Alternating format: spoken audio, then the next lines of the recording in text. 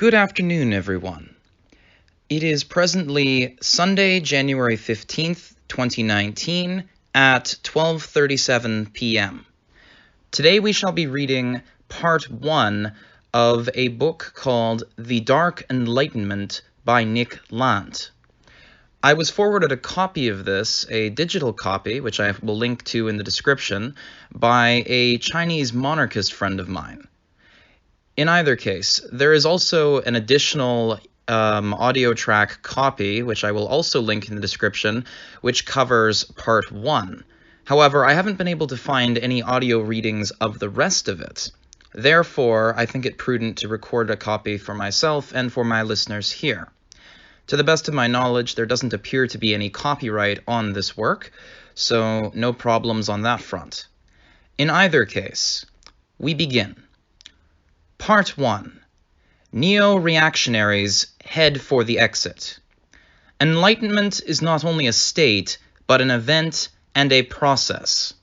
As the designation for an historical episode concentrated in Northern Europe during the 18th century, it is a leading candidate for the true name of modernity, capturing its origin and essence. Renaissance and Industrial Revolution are others. Between Enlightenment and Progressive Enlightenment, there is only an elusive difference, because illumination takes time and feeds upon itself. Because Enlightenment is self-confirming, its revelations self-evident, and because a retrograde or reactionary Dark Enlightenment amounts almost to intrinsic contradiction. To become enlightened in this historical sense is to recognize and then to pursue a guiding light. There were ages of darkness, and then enlightenment came. Clearly, advance has demonstrated itself, offering not only improvement, but also a model. Furthermore, unlike a Renaissance, there is no need for an enlightenment to recall what was lost, or to emphasize the attractions of return. The elementary acknowledgement of enlightenment is already Whig history in miniature. Once certain enlightened truths have been found self-evident, there can be no turning back, and conservatism is preemptively condemned, predestined to paradox. F.A. Hayek, the libertarian philosopher, who refused to describe himself as a conservative, famously settled instead upon the term Old Whig, which, much like classical liberal, or the still more melancholy remnant, accepts that progress isn't what it used to be. What could an Old Whig be, if not a reactionary progressive? And what on earth is that? Of course, plenty of people already think they know what reactionary modernism looks like, and amidst the current collapse back into the 1930s, their concerns are only likely to grow. Basically, it's what the F word, quote-unquote, is for, at least in its progressive usage. A flight from democracy under these circumstances conforms so perfectly to expectations that it eludes specific recognition, appearing merely as an atavism, or confirmation of dire repetition. Still, something is happening, and it is, at least in part, something else. One milestone was the April 2009 discussion hosted at Cato Unbound among libertarian thinkers, including Patry Friedman and Peter Thiel, in which disillusionment with the direction and possibilities of democratic politics was expressed with unusual forthrightness.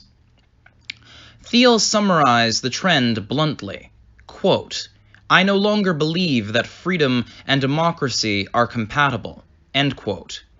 In August 2011, Michael Lind, posted a democratic riposte at Salon, digging up some impressively malodorous dirt, and concluding the following, quote, "The dread of democracy by libertarians and classical liberals is justified.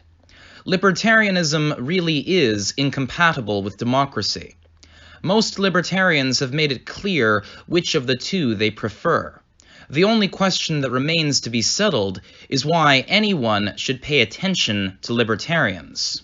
End quote. Lind and the Neo-Reactionaries seem to be in broad agreement that democracy is not only, or even, a system, but rather a vector, with an unmistakable direction. Democracy and progressive democracy are synonymous and indistinguishable from the expansion of the state. Whilst extreme right-wing, quote-unquote, governments have, on rare occasions, momentarily arrested this process, its reversal lies beyond the bounds of democratic possibility. Since winning elections is overwhelmingly a matter of vote buying, and society's informational organs, the education system and the media, are no more resistant to bribery than the electorate, a thrifty politician is simply an incompetent politician. And the democratic variant of Darwinism quickly eliminates such misfits from the gene pool. This is a reality that the left applauds, the establishment right grumpily accepts, and the libertarian right has ineffectively railed against. Increasingly, however, libertarians have ceased to care whether anyone is paying them attention.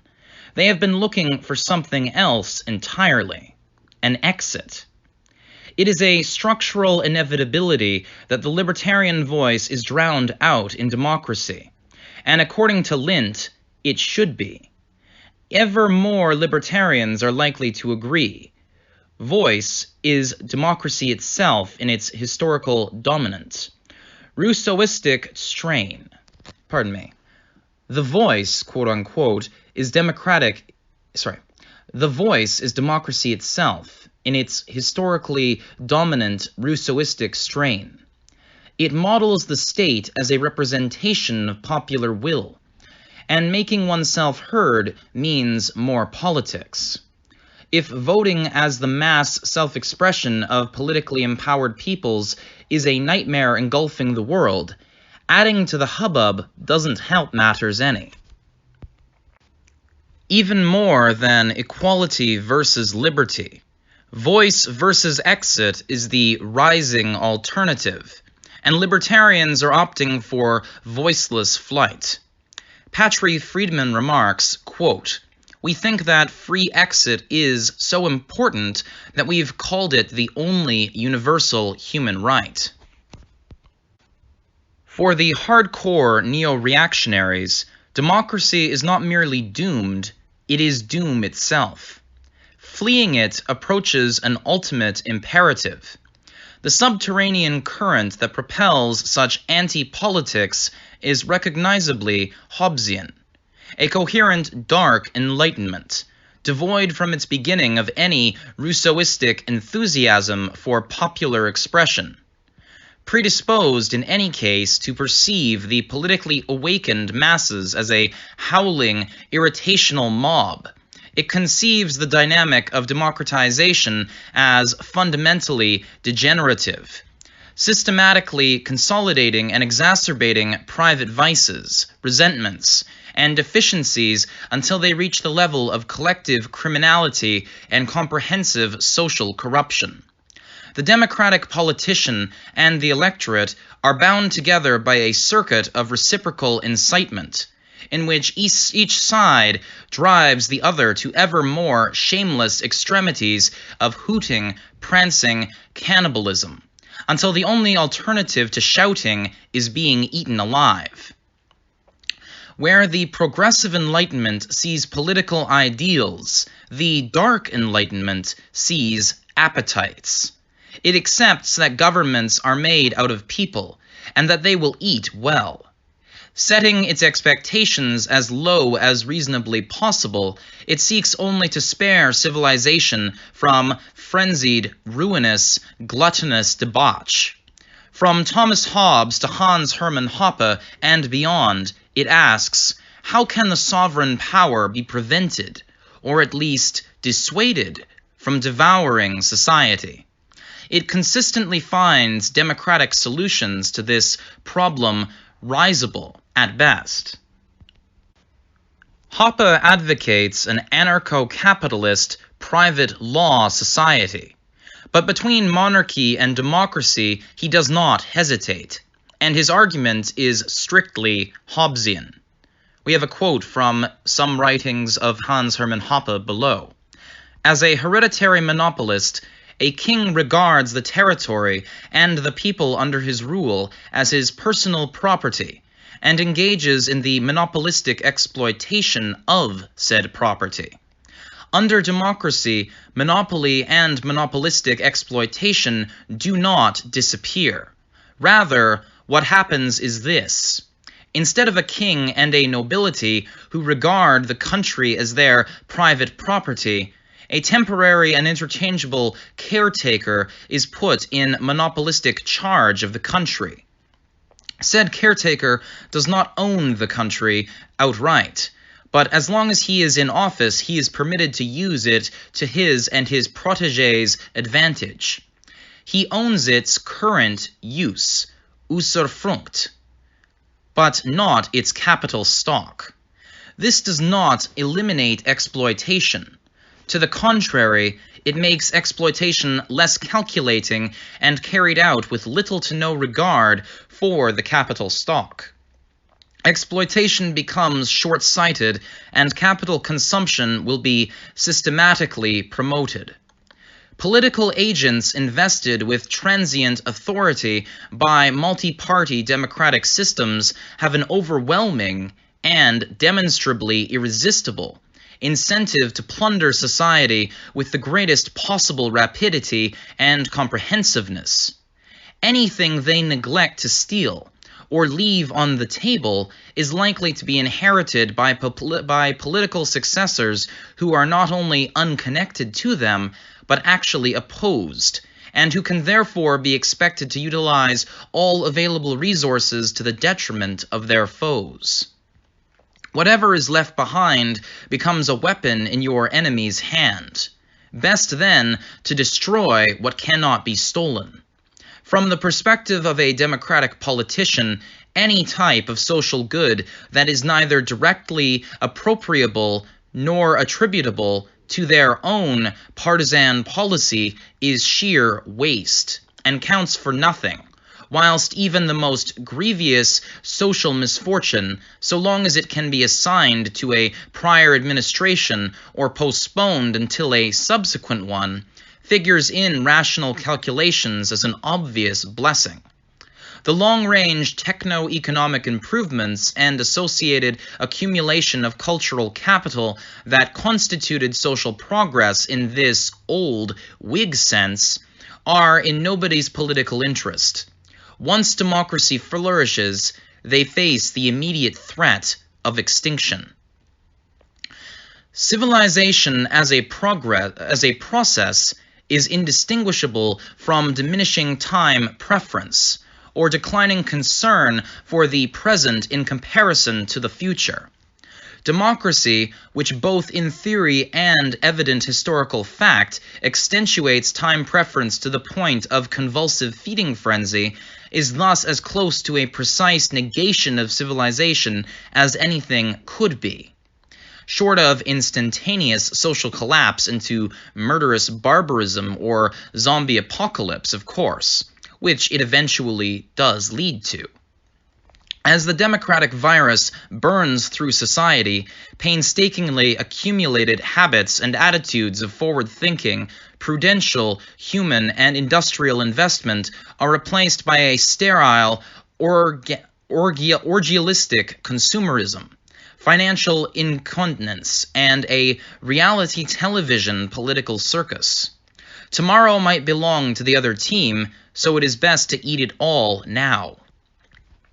Winston Churchill, who remarked in neo-reactionary style that, quote, the best argument against democracy is a 5-minute conversation with the average voter, end quote, is better known for suggesting that, quote, democracy is the worst form of government except all the others that have been tried thus far, end quote.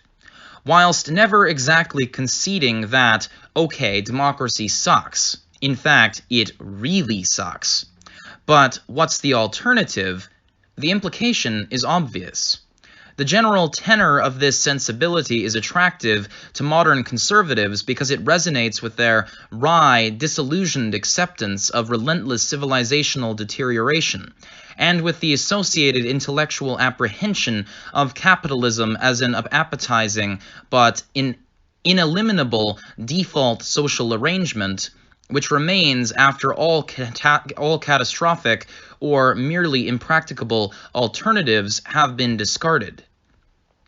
The market economy, on this understanding, is no more than a spontaneous survival strategy that stitched itself together amidst the ruins of a politically devastated world. Things will probably just get worse forever. So it goes. So what is the alternative then? There's certainly no point trawling through the 1930s for one. Can you imagine a 21st century post-Dematist society? One that saw itself as recovering from democracy, much as Eastern Europe sees itself as recovering from communism today? Asks Supreme Sith Lord of the Neo-Reactionaries, Mencius Moldbug. Well, I suppose that makes one of us.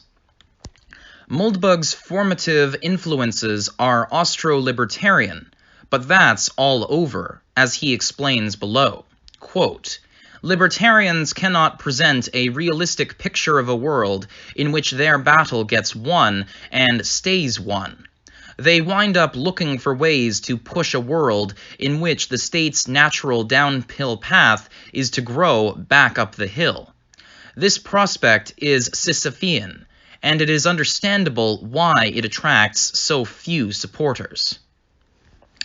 His awakening into neo-reaction comes with the Hobbesian recognition that sovereignty cannot be eliminated, caged, or controlled.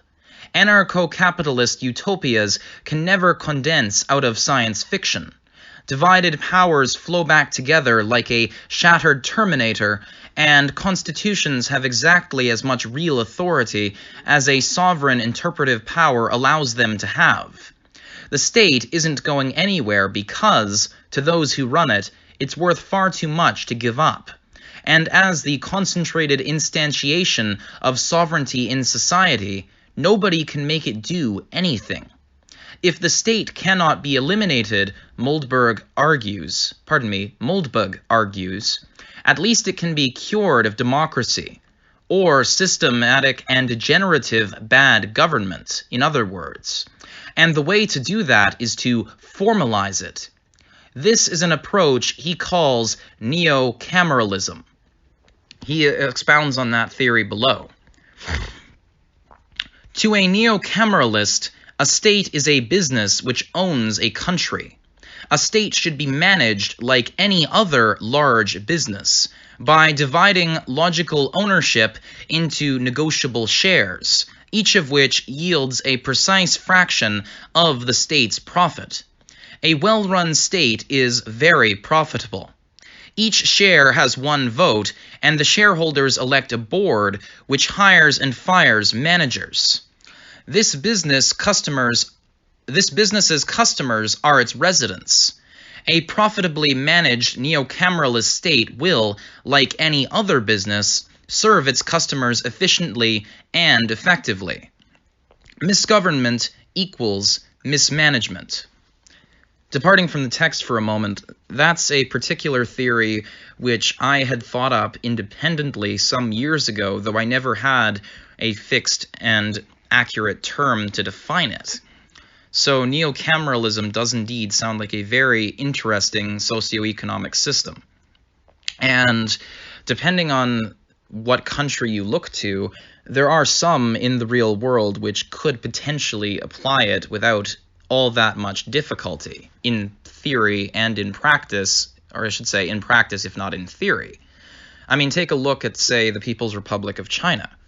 If they wanted to, they could effectively set their state up in such a way that it's run as a for-profit business. Now, granted, there's too many holdovers from the old communist era, and there's far too much in the way of corruption, but if they could, then they would be poised to take over a substantially larger portion of the world economy.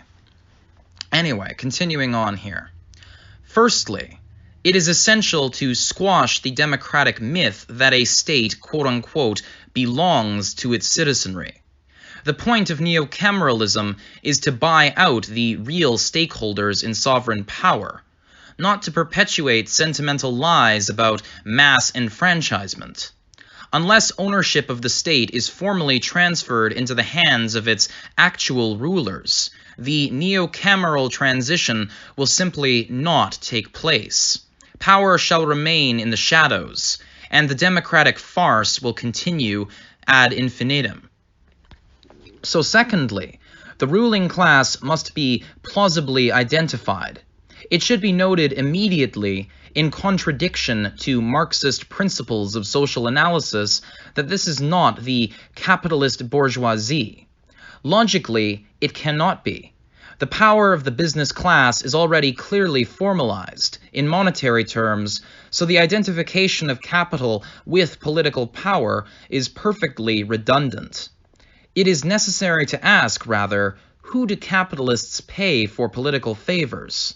How much these favors are potentially worth, and how the authority to grant them is distributed. This requires, with a minimum of moral irritation, that the entire social landscape of political bribery or lobbying is exactly mapped, and the administrative, legislative, juridical, media, and academic privileges accessed by such bribes are converted into fungible shares. Insofar as voters are worth bribing, there is no need to entirely exclude them from this calculation, although their portion of sovereignty will be estimated with appropriate derision. The conclusion of this exercise is the mapping of a ruling entity that is the truly dominant instance of the democratic polity. Moldbug calls it the Cathedral. The formalization of political powers, thirdly, allows for the possibility of effective government. Once the universe of democratic corruption is converted into a freely transferable shareholding in so-called GovCorp, or government corporation, the owners of the state can initiate rational corporate governance, beginning with the appointment of a CEO.